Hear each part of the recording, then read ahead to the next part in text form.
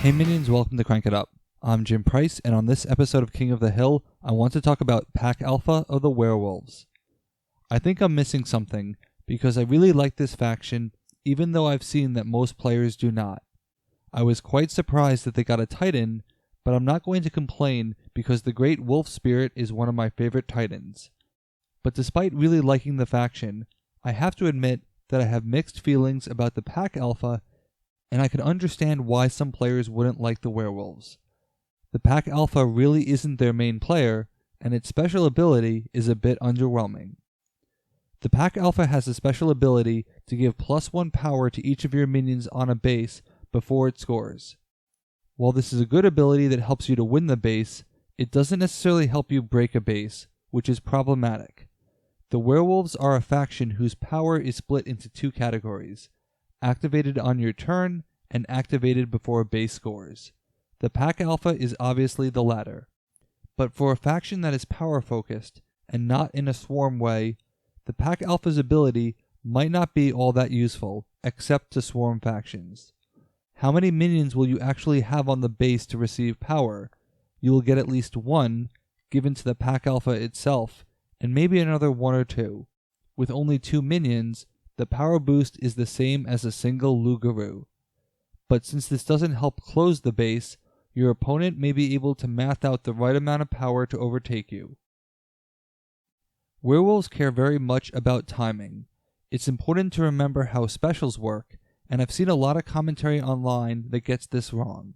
Specials in play happen first before specials in hand, and the cycle does not go back to the in-play phase if Pack Alpha were to be played from your hand.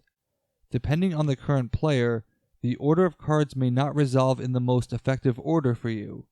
An opponent would process Pack Alpha before processing Dust Devils, and because the Pack Alpha is not ongoing, the Dust Devils would miss the window to gain the boost. However, on your turn, this could make for a great play. If nothing else, the Pack Alpha is still a King Minion used as part of a big drop to break a base, but again, because the power boost comes later, Pack Alpha may be a letdown. Even the Pirate King has the potential to add more power as a base is scoring, and I hijacked his video to talk about the first mate. It seems like I'm not a fan of the minion. So why do I like werewolves again? I truly believe that the werewolves have to be played unconventionally and upside down, starting with the Pack Alpha. Normally, you lead with your smaller minions to avoid power creep, but the Howlers make for a terrible first minion because they get +2 power on the turn they are played, which would be wasted starting off a base. Instead, the werewolves want you to lead with the Pack Alpha, and I found that this creates a lot of area control opportunities that you wouldn't ordinarily associate with the werewolves. Yes, they have marking territory, but that's not the only way to create area control. Knowing your opponent's cards is always going to be the key to smash up, but it's especially important when playing against werewolves. The Pack Alpha is a power 5 minion. Do your opponents have any ways of creating a persistent minion with more power? One of my favorite strategies is to play the Pack Alpha early, if I have it, and play either Moon Touched or Leader of the Pack. Given that these actions want to be on the minion with the most power, it's natural to place them on the Pack Alpha. Obviously, I like the bonuses that these actions grant, but what it also does is influence my opponent's behavior. They don't want me drawing a card or playing an extra action per turn, so they will start playing minions to beat me in power there. This creates power creep that I can use to my advantage, using my Howlers to finish the base off.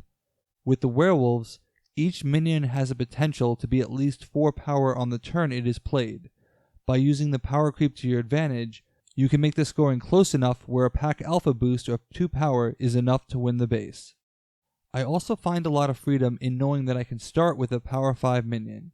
If you have a chance to increase the Pack Alpha's power, you can create an engine where one doesn't normally exist.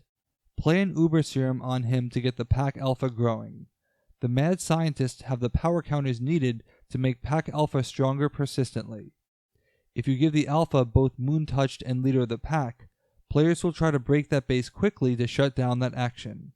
Again, you can use the power creep to your advantage, or play Let the Dogs Out to shred several minions.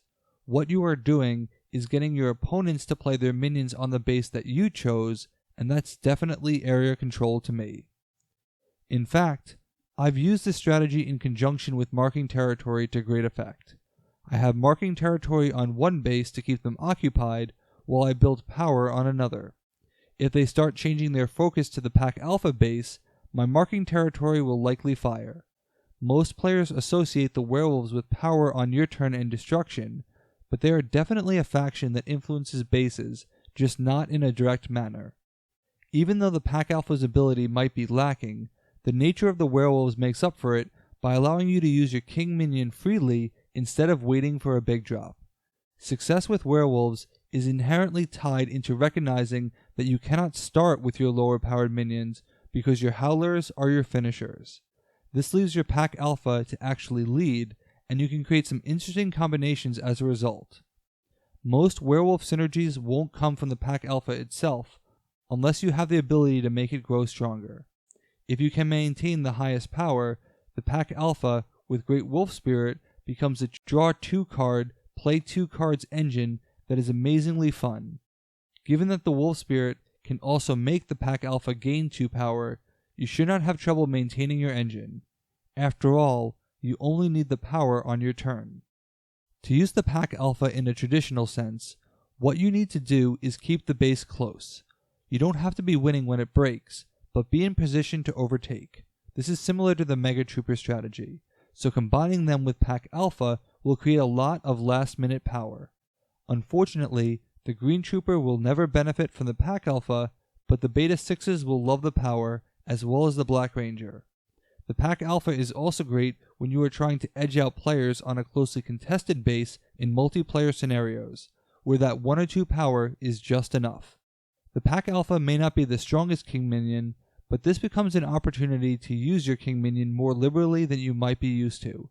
For nothing else, it's a good change of pace from the usual strategy.